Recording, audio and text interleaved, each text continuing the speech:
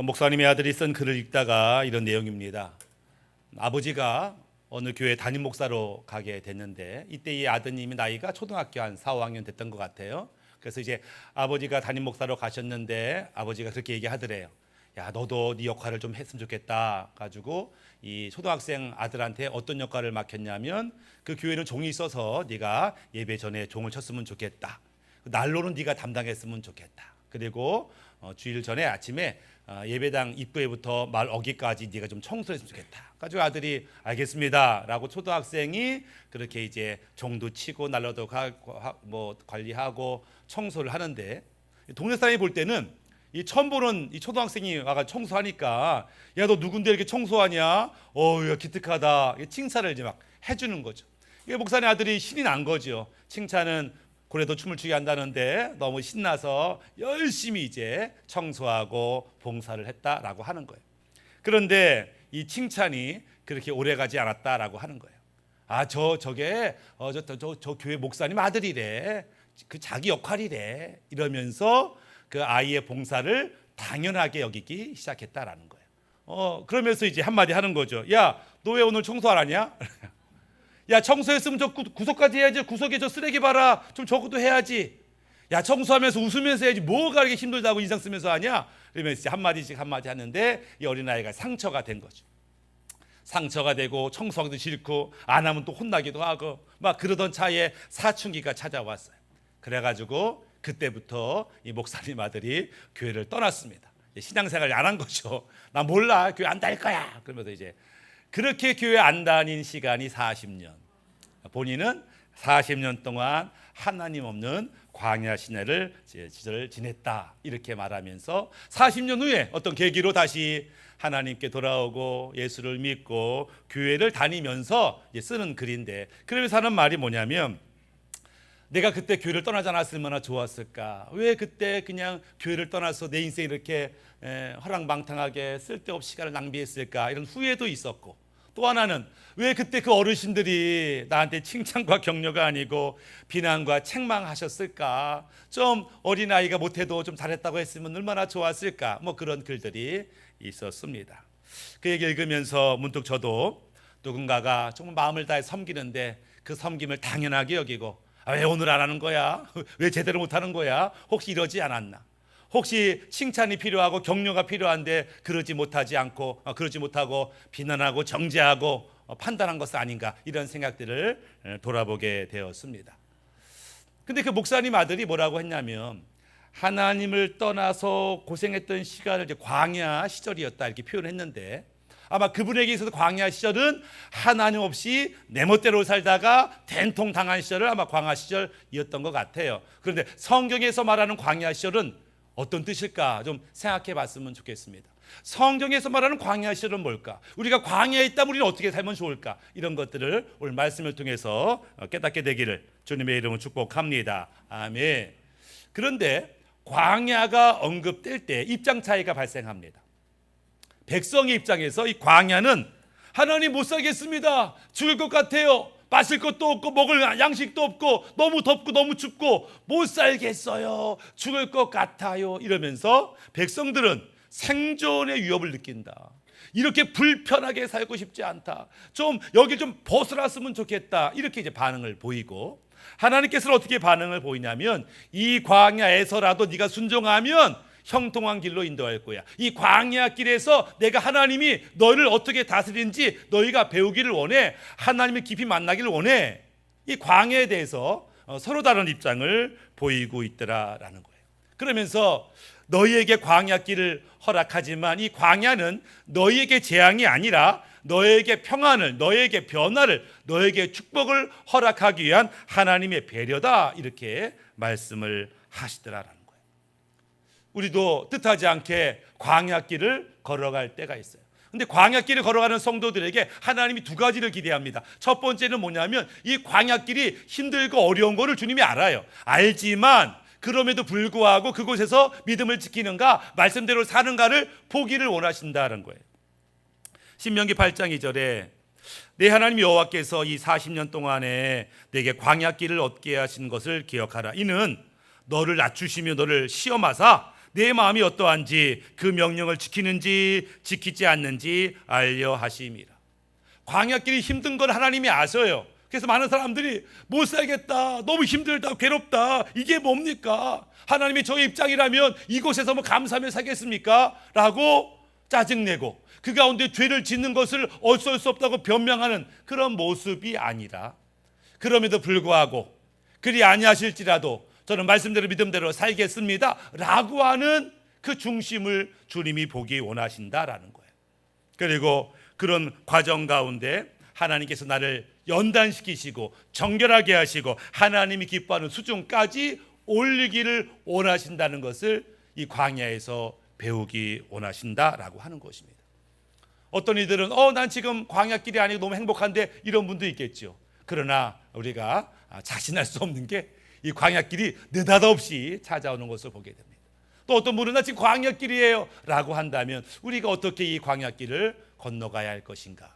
성경에는 좋은 모델이 하나 있는데 이 모델을 통해서 너희도 이 사람을 본받아서 이 광야길을 가보지 않겠냐라고 제안하는 거죠. 그 광야를 먼저 지난 사람이 요셉이라고 하는 인물이었습니다. 요셉의 광야길을 통해서 우리도 좀 배우고 도전받게 되기를 주님의 이름 축복합니다. 요셉이 어린 시절 어머니가 일찍 돌아가셨어요. 아버지가 어린 게 엄마도 없이 불쌍히 여겼어요. 편애했어요. 편애해서 요셉한테만 색동옷을 입히고 요셉한테는 힘든 일도 안 시키고 맛있는 거 주고, 그러니까 의도하지 않았지만 형들이 요셉을 미워하고 시기하는 일이 벌어졌습니다. 게다가 요셉이 좀 잘난 체 했어요. 어제 꿈을 꿨는데, 어제 환상을 봤는데, 이러면서 엄청 잘난 체를 합니다. 아직 어리니까 그렇죠.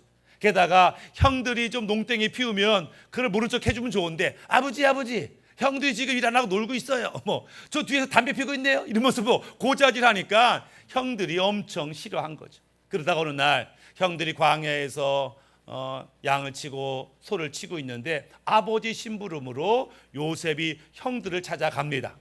동생을 본 형들이 화가 났어요. 저는 우리 죽여버리자. 그렇지만 르우벤의 반대로 죽일 수는 없었고 그 요셉을 노예로 팔아먹어요. 요셉은 하루아침에 고아 아닌 고아가 돼요. 다른 사람도 아니고 형제들의 배신, 형제들이 자기를 버려둠으로 외국인 노예로 전락하는 신세가 되어버립니다. 만약에 요셉이 집에서처럼 어리광 부리고 지목대로 살았으면 외국에 노예로 끌려가서 맞아 죽든지 굶어 죽든지 했을 건데, 성경은 보니까 요셉이 노예로 끌려갔는데 그가 형통하게 되었다 이렇게 말해요. 뭐가 안 맞잖아요. 어릴 때 그냥 집에서 사랑받다가 노예로 끌려갔는데 그때 비로소 요셉이 형통하게 되었어 이렇게 말하는 거예요. 왜? 그는 광야 같은 인생의 출발점에서 너무나 고통스러운 현실 속에서 하나님을 찾았고 하나님을 만났기 때문에 그렇다는 거죠. 창세기 39장 2절에 여호와께서 요셉과 함께 하심으로 그가 형통한 자가 되어 그의 주인 애굽 사람의 집에 있으니 그의 주인이 여호와께서 그와 함께 하심을 보며 또 여호와께서 그의 범사에 형통하게 하심을 보았더라. 분명 상황은 너무나 안 좋아요. 환경은 너무너무 안 좋아요. 차라리 죽는 게 낫겠다 이럴 것 같아요. 그런데 그 절망적 상황이 하나님을 만나는 기회가 됐고, 그래서 요셉의 인생이 오히려 축복의 시간으로 바뀌었다라고 하는 거예요. 우리 인생 살다가 이런 사건 사고를 만나죠. 어려움을 만납니다. 배신을 당합니다. 그래서 죽을 것 같아요. 그런데 그 순간에 우리가 하나님을 찾고 만나기만 하면 오히려 그것이 우리에게 축복이 되더라. 성경 그것을 말씀하고 있는 것이죠. 그래서 감사하게도 하나님을 만나 하나님의 은혜 안에서 노예지만 행복하고 평안한 삶을 살고 있었어요. 그런데 또 다른 시험이 찾아옵니다.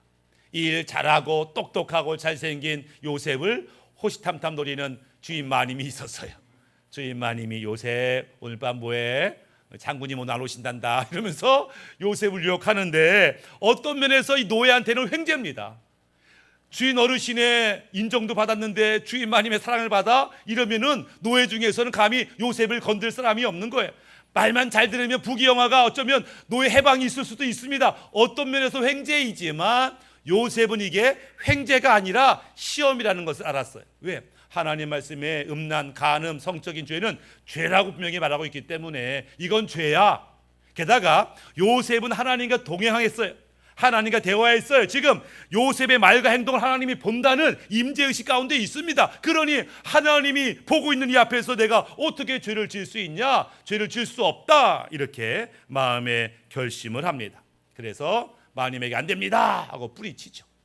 그것은 내가 욕심대로 살지 않겠다, 욕망대로 살지 않겠다, 죄를 지며 살지 않겠다, 어쩔 수 없다고 핑계대며 살지 않겠다, 나는 말씀대로 믿음대로 살 거야 라는 믿음의 결단이었습니다. 쉽지 않죠. 이 상황이 어쩔 수 없이 끌려가서 안 되는데 하면서 죄를 짓는 경우가 얼마나 많은데, 싫습니다, 안 됩니다 라고 뛰쳐나가는 게 결코 쉬운 것은 아니지만 요셉은 그렇게 믿음의 결단을 내렸어요. 그러면 하나님께서 야, 네가 그 어려운 가운데 믿음대로 살았구나, 말씀대로 살았구나, 잘했구나 라고 상을 주면 딱 좋을 텐데 상황은 오히려 안 좋아졌습니다. 갑자기 주인 마님이 화가 났어요. 내 이놈, 내가 이쁘다 했더니 이놈이 기어오르네, 안 되겠다 그러면서 누명을 씌우며 감옥에 보내게 돼요. 요셉은 억울하잖아요. 말씀대로 믿음대로 정직히 행했는데 그 결과가 모함을 받았어요. 억울하게, 죄도 없는데 죄인처럼 매를 맞고 감옥에 처박히게 됐습니다. 얼마나 억울해요. 얼마나 억울해요. 우리도 그런 경우가 많지요. 분명히 나는 잘한다고 했어요, 믿음대로 한다고 했어요, 말씀대로 했어요. 그런데 억울하게 오해를 받아요. 억울하게 상황 더 안 좋아져요. 하나님 뭡니까? 내가 말씀대로 믿음대로 했으면 복은 고사하고 이게 뭡니까? 왜 이전보다 더 엉망이 됐어요? 이렇게 하소연할 때가 있잖아요. 근데 그때 우리에게 필요한 것은 뭐예요? 그리 아니하실지라도라고 하는 믿음이 필요합니다. 내 뜻대로 되지 않을지라도, 내 기대대로 되지 않을지라도 나는 말씀대로 믿음대로 사는 것으로 충분합니다라는 고백이 그 가운데 필요하죠. 우리 때때로 억울한 일, 억울한 대우를 받을 때 화를 냅니다. 가족에서도 마찬가지죠. 가정에서도 우리가 화를 낼 때가 있는데 남편이 아내한테 화를 냅니다. 이유는 많지만 한마디로 말하면 왜 내 뜻대로 안 하냐라는 거예요. 내가 왜 내 말한 대로 안 하냐라기 때문에 화를 냅니다. 동일해요. 아내가 남편한테 화내는 것도 똑같아요. 왜 내 뜻대로 내 말대로 안 해? 부모가 자식한테 화내는 것 똑같습니다. 왜 엄마가 시키는 대로 안 해? 아빠 뜻대로 왜 안 해? 라고 말해. 화를 내요. 근데 가만히 보면 그러면 내 뜻은 다 옳은가? 내 뜻은 진리인가? 혹시 내가 내 뜻이 잘못될 수도 있잖아요. 그렇죠? 왜 내 뜻대로 안 된다고 화를 내는 게 정말 합당한 것인가? 지금 상황이 요셉의 뜻대로 안 됐어요. 믿음대로 말씀대로 살았으면 평탄한 길 열려야 되는데 요셉의 뜻대로 되지 않았지만 요셉이 하나님께 원망하지 않았어요. 하나님께 불평하지 않았습니다. 이게 뭡니까? 나한테 어떻게 이렇게 할 수 있어요? 라고 말하지 않았어요. 그는 그저 순종할 뿐이었습니다. 그는 그저 말씀대로 살았을 뿐이에요. 그 결과는 하나님이 앞으로 하실 일이다 라고 하는 거죠. 때때로 우리가 실수하는 것은 우리가 말씀대로 살았으니, 믿음대로 살았으니 이제 만사형통이 되기를 원하죠. 그러면 좋을 텐데 그렇지 않을 때, 즉 하나님의 계획과 나의 계획이 다를 때 우리는 인내하면서 감사하면서 그 시간을 보낼 수 있기를 원하는 것이죠. 그것이 바로 어떤 면에서는 요셉에게는 인내의 테스트라고 할 수 있어요. 사실 믿음의 크기는 인내의 크기라고 해도 과언이 아니죠. 지금 요셉은 억울하게 감옥에 갇혔습니다. 억울하게 오해를 받았어요. 그렇지만 요셉은 그곳에서 묵묵히 견뎌내는 것을 봅니다. 만약에 차라리 재판을 받았어요. 요셉 너 징역 3년 6개월 이랬으면 그래 또 다 감고 3년 6개월만 버티자. 군대 입대도 마찬가지죠. 야 1년 18개월만 버티자. 그러면 버틸만 합니다. 그런데 언제 감옥에서 나올지 모르는 막막한 상황, 이 고난이 언제 끝날지 모르는 상황에서 인내하는 건 쉽지 않아요. 요셉도 마찬가지였을 것 같아요. 도대체 언제 내가 이 풀려나고 언제 이 억울함을 벗어날 수 있어? 몰라요. 그렇지만 거기서 인내하며 하나님, 나의 하나님은 선하신 분이니까 반드시 선한 길로 인도하실 거야라는 그 믿음으로 견디고 견뎠더니 그가 처음엔 노예로 범죄자로 감옥에 갔지만 그가 나올 때는 애굽의 총리로 나왔다. 그게 뭐예요? 그가 믿음의 승리를 했다. 하나님이 그를 축복하셨다, 회복하셨다라는 것을 의미하는 거죠. 그래서 갑자기 노예에서 애굽의 총리가 되니까 그야말로 형통의 복을 누리게 된 것입니다. 여기서 하나님의 또 다른 시험이 시작됩니다. 호사다마라는 게 있죠. 좋은 일 끝에는 마귀가 역사하지. 믿음의 열매를 얻고 믿음의 놀라운 결과를 얻고, 그래서 와 이제 얼마나 행복한지 모를 그때 또 다른 시험이 있다라는 거예요. 어떤 시험? 요셉에게는 과거에 가져보지 못한 권력을 가졌어요. 애굽의 총리, 왕 다음으로 가장 높아서 그 말 한마디 사람이 죽고 사는 그런 권세를 가졌어요. 그 권세를 너는 어떻게 사용할 것인가? 이전에 가져보지 못했던 그런 권위와 지위와 직분을 가졌어요. 그러면 그 권위와 직분을 가지고 너는 어떻게 사용할 것인가? 아마 요셉이 야 내가 누구 때문에 감옥에서 고생하는 거야? 저 보디벨 그 아내 때문에 그런 거 아니겠어요? 그러니까 찾아다가 무릎 꿇고 내가 도대체 언제 너한테 그런 해코지 했냐 말이야. 그러면서 그 보디벨 아내한테 복수할 수 있었겠지만 그는 그렇게 하지 않았다. 또 자기를 노예로 팔았던 형들을 만났을 때 형들 때문에 내 인생이 뭡니까? 라면서 형들한테 복수할 수 있었을 텐데 그는 복수하지 않아요. 자기의 권위와 직분과 특권을 자기를 위해 사용하지 아니하고 오히려 하나님의 뜻을 이루는데 자기의 직분과 권위를 사용하겠다라는 거죠. 그러면서 창세기 45장 5절에 형님들한테 하는 말이죠. 당신들이 나를 이곳에 팔았으므로 근심하지 마소서, 한탄하지 마소서. 하나님이 생명을 구원하시려고 나를 당신들 앞서 보내셨나이다. 하나님의 뜻은 나를 통해서 우리 가족을 살리고 우리 가족을 통해서 큰 민족을 이루는데 나를 사용하기 위해서 먼저 보내셨으니 이것 때문에 염려하지 마세요. 형님들의 가족을 내가 먹이고 내가 키우겠습니다. 이렇게 말하면서 자기의 권력을 자기 뜻대로가 아니라 하나님 뜻대로 사용하는 것을 보게 되죠. 우리도 마찬가지입니다. 우리가 회사에서 사장이 될 수도 있고 높은 지위에 있을 때 이 권위를 가지고 내 뜻이 아니라 하나님 뜻대로 사용할 때 많은 회복의 역사, 부흥의 역사, 천국의 역사가 우리 삶 가운데 일어나는 것을 보게 됩니다. 그런데 하나님께서는 이 광야의 삶을 우리에게 허락하신 또 다른 이유가 있다. 단지 광야에서 훈련받고 연단받고 이전보다 나은 삶을 살게 하는 것만이 아니라 광야를 통해서 우리의 구원을 완성하시기를 원한다라는 거예요. 우리의 구원을 완성하시겠다. 이스라엘 백성이 엄청난 기적으로 출애굽했어요. 그 과정 가운데 홍해 바다를 그냥 통과하는 기적을 경험했어요. 상상도 못했던, 아니 바다가 내 앞에서 쪼개지다니 누가 상상이나 했겠어요? 그 기적을 경험하자마자 이스라엘 모든 백성이 뭐 했어요? 춤추며 찬양하며 기뻐하며 나팔 불고 너무너무 황홀한 시간들을 보내는 거예요. 구원의 감격의 시간을 보내는 거죠. 우리도 아마 그런 구원의 감격의 시간이 있었을 거예요. 내가 구원받았다고 하는 그 감격을 느꼈던 순간 하늘이 바뀌어요. 땅에 돌멩이가 풀들이 바뀌어요. 얼마나 아름다운지. 환경은 바뀐 게 아닌데 내 눈에 보이는 모든 세계가 천국으로 바뀌어요. 내가 만나는 모든 사람이 사랑스럽고 나의 모든 상황이 감사뿐이고 그런 시절로 바뀌게 되죠. 이스라엘 백성도 그런 감격을 경험했어요. 홍해바다 앞에서 자기를 죽이겠다고 쫓아오는 적들이 수장되는 걸 보면서 우리 하나님이 어떤 분인지 기뻐 뛰며 찬양하고 기뻐하며 죽으면 죽으리다 이런 신앙 고백을 합니다. 얼마 동안 이 감격이 3일 만에 사라집니다. 이 구원의 감격이 그렇게 오래 안 가요. 야 저렇게 기뻐하고 눈물 흘리고 감격하고 한 5년은 가겠지. 아니요 3일이야 3일. 3일 만에 하나님 먹을 게 없어요. 마실 게 없어요. 너무 추워요. 너무 더워요. 팔이 아파요. 이러면서 불평, 원망, 짜증. 결국은 하나님을 오해하고 원망, 짜증, 하나님을 거역하고 불순종하는 모습을 보이게 되고 결국 엄청난 기적 가운데 구원받았던 그들이 구원을 완성하지 못하고 광야에서 죽게 되었다. 이것을 뭐라고 표현하냐면 히브리서 3장 17절에 하나님이 40년 동안에 누구에게 노하셨느냐? 범죄하여 그 시체가 광야에 엎드려진 자에게가 아니냐? 또 하나님 누구에게 맹세하사 그의 안식에 들어오지 못하리라 하셨느냐? 곧 순종하지 아니하던 자에게가 아니냐? 이로보건대 저희가 믿지 아니함으로 능히 들어가지 못한 것이라.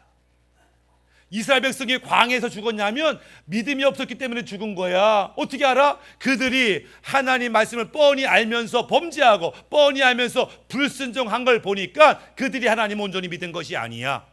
성경은 그들이 분명히 죄와 저주와 어둠으로부터 구원받은 것은 맞지만 가나안에 들어가지 못한 것을 비유적으로 하나님 나라의 천국에는 들어가지 못했다, 이렇게 선언을 하시더라라는 거예요. 분명히 속죄의 은혜, 구원의 은혜를 받았음에도 불구하고 왜 천국에 들어가지 못하는가? 이 광야를 지나가는 동안에 믿음을 지키지 못했기 때문에 그렇다는 거예요.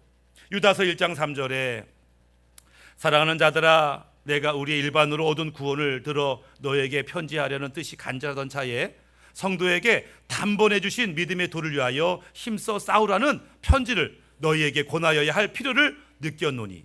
이게 뭐라고 말하냐면은, 나는 네가 알아. 너희들이 믿음으로 구원 얻은 것을 알지만 너희 그 믿음을 지켜야 돼. 믿음을 지키기 위해서 싸워야 돼. 이 구원을 지키기 위해서 싸울 필요가 있어. 이렇게 말하는 거예요. 아니 이미 구원 받았다면서요. 아니 이미 하나님의 자녀라면서요. 근데 왜 뭐 때문에, 믿음 때문에, 구원 때문에 싸워야 돼요? 그것은 아직 우리가 구원을 완성한 것은 아니기 때문에 그렇다고 말씀하고 있다. 우리가 하나님의 은혜로 구원받았지만 우리에게 광야길이 남아있다. 이 광야의 연단을 통해서, 이 광야길을 통해서 너의 믿음을 보이라. 말씀대로 순종하고 은혜 안에 살고 하나님 다스림 받는 그 모습을 보여라 라고 하나님이 요구하신다는 것이죠. 그래서 이 광야는 하나님의 백성에게 믿음을 견고히 하고 연단하는 과정이다, 이렇게 말씀합니다. 고린도후서 13장 5절에 너희가 믿음이 있는가? 너희 자신을 시험하고 너희 자신을 확증하라. 예수 그리스도께서 너희 안에 계신 줄을 너희가 스스로 알지 못하느냐? 그렇지 않으면 너희가 버리운 자니라. 야, 내가 지금 믿음 안에 있는가? 내 안에 믿음이 있는가? 확인해 보라는 거예요. 믿음이 뭐예요? 영접하는 자, 곧 그 이름 믿는 자. 즉 우리가 예수를 믿는다라는 것은 우리가 예수님과 영접 하나가 되었다, 마치 포도나무에 가지가 연결되었던 것처럼 주님과 연합된 것을 우리가 믿음의 상태라고 표현하고 있어요. 근데 너 지금 주님과 연결된 거 맞아?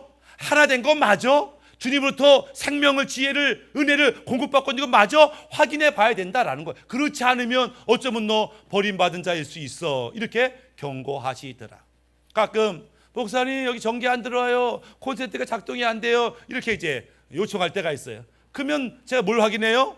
어디 끊어진 데 없나? 어디 누수가 돼서 전기가 끊어졌나? 아니면 누가 코드를 뺐나? 그래서 전기가 연결이 안 되면 그 전기의 축복을 받지 못하는 것처럼 하나님과 나 사이에 믿음의 관계가 끊어지면 더 이상 영적 축복을 받지 못하는데, 우리가 사는 게 너무 바쁜 나머지, 할 일이 너무 많은 나머지, 스트레스가 너무 큰 나머지 하나님과의 관계를 생각하지 않고 그냥 짜증내고 원망하고 불평하고 그러다가 믿음을 잃어버린 성도가 얼마나 많은지 점검해 봐야 한다라고 하는 것이죠. 나는 이 광야길을 잘 가고 있는가 다시 한번 점검해 볼 필요가 있습니다. 말씀을 마무리하면, 성경은 광야에서 너의 관심은 생존이 아니야. 하늘의 새를 봐라, 들의 백합화를 봐라. 그들을 하나님 먹이시고 입히시지 않냐? 생존 너희들이 걱정할 거 아니야. 오히려 이 광야길에서 하나님을 깊이 만나고 하나님 다스림 받고 하나님이 기대한 수준에 올라가는 것, 그것을 목표로 삼아야 된다, 이렇게 말씀을 하시죠. 이걸 깨닫지 못하면 조금만 일이 틀어져도 원망하고 짜증내고 방황하는 이스라엘 백성 같은 삶을 살 수밖에 없다라고 하는 것입니다. 우리 가운데 오늘날 광야의 시험이 있어요. 어떤 시험이 있어요? 배신, 버림당하는 시험이 있어요. 가족한테 버림당해. 이거보다 충격이 어디 있어요? 형들한테 버림받아. 이것만큼 가슴 아픈 일이 없어요. 그렇지만 그 버림받은 충격 가운데 우리가 하나님을 찾고 그분을 만나기만 하면 오히려 이것이 전화위복이 돼서 전혀 새로운 인생을 살게 되는 출발점이 되더라. 또 다른 유혹이 뭐냐면 성적인 유혹이 있어요. 얼마나 성적으로 이 땅이 무너졌는지 성적인 유혹이 있어서 우리가 이건 죄라는 것을 이해할 필요가 있고 하나님이 보시고 있다는 것을 우리가 느낄 필요가 있어서 성적인 죄에서 이겨야 하고, 또 세 번째는 억울한 대우, 억울한 평가, 억울하게 지금 손해보는 모든 것 가운데 우리가 인내를 배울 필요가 있어요. 하나님, 내가 믿음대로 살았잖아요. 말씀대로 살았잖아요. 근데 내가 억울하게 왜 감옥에 가요? 화날 일이지. 화날 일이지만 나는 말씀대로 믿음대로 했으니 이후로는 하나님이 다스려 주시고 하나님이 역사해 주세요. 그가 감옥에 있는 동안은 하나님이 그를 애굽의 총리로 만드는 과정 속에 있어요. 우리가 그걸 못 보니까 화가 나고 그걸 못 보니까 조급하지만 우리가 믿음대로 살았으면 그 결과는 하나님께 맡기는 훈련이 필요하다. 네 번째는 하나님이 우리를 회복시키셨을 때, 전화위복이 됐을 때, 그때 우리가 믿음을 지키는 게 중요합니다. 다 끝냈어, 이루었어가 아니에요. 선줄로 생각하는 자 넘어질까 조심하라 라고 말씀했던 것처럼 나는 다 됐어 라고 할 때 은근히, 그러니까 어렵고 힘들 때는 그렇게 겸손했던 사람이 조금만 잘 되면, 조금만 인기를 얻으면 얼마든지 변질되는 거 많이 보잖아요. 그러니까 잘 됐을 때 끝까지 믿음 지키는 그것도 우리한테 필요하다라고 하는 거예요. 하나님께서는 광야길로 접어드는 성도에게 두 가지 선물을 줘요. 첫 번째는, 야, 너 누구냐? 네가 하나님 자녀 아니냐? 내가 너와 함께하는 거 아니냐? 이걸 경험해야 돼. 그러면 그럼에도 불구하고 기뻐하고 즐거워하고 감사하고, 외양간에 송아지가 없을지라도 밭에 소출이 없을 때여도 난 여호와로 인하여 기뻐하며 즐거워하며 춤추며 노래하겠습니다. 이 기쁨, 즐거움, 감사가요, 모든 문제를 해결할 수 있는 힘이 됩니다. 그럼에도 불구하고 찬양할 수 있는 이 신앙 고백이 힘이 되는 거예요. 두 번째는 우리에게 성령을 허락하셔서, 네 힘으로 안 되냐? 네 지혜로 안 되느냐? 성령님 계시잖아. 성령님 의지하면 되잖아. 성령님 말씀 따라가면 되잖아 라고 말씀을 주시더라 라고 하는 거예요. 그래서 이 광야 가운데 실패하여 쓰러지고 넘어지는 이스라엘 백성이 아니라 이 광야 가운데서라도 주님을 발견하고 주님의 인도받는 것이 필요하다라고 하는 것입니다. 왜냐하면 우리가 구원받았지만 우리를 무너뜨리려고 하는 마귀의 역사가 얼마나 많은지, 세상의 유혹이 얼마나 많은지, 나도 모르게 불쑥불쑥 내 안에 이 내 화가, 내 욕심이 튀어나오는지 하나님의 도움 없이는 이길 수가 없다라고 하는 거예요. 이것이 반복되고 습관이 되면은 결국 교만하고 자만하고 넘어지게 되는 거죠. 그래서 주님이 뭐라고 말씀하세요? 너희가 이같이 어리석으냐? 성령으로 시작됐다가 육체로 마치겠느냐? 예? 열받으면 우리가 기도 안 되잖아요. 열받으면 기도가 안 돼. 왜? 지금 성령으로 주님이 주신 감정이 아니거든. 내 욕망이 커지면 커질수록 성령은 점점 작아지는데, 우리가 성령으로 시작됐다가 육체를 마칠 수는 없다 이러시면서 우리가 함께 격려하고 함께 칭찬하고 함께 위로하고, 당연한 것이 아니라 이것이 감사한 일임을 고백하고, 그래서 함께 성장하고 함께 구원을 이루고 함께 인정받는 우리 예수랑마을교회 모든 성도가 되시기를 주님의 이름으로 축복합니다.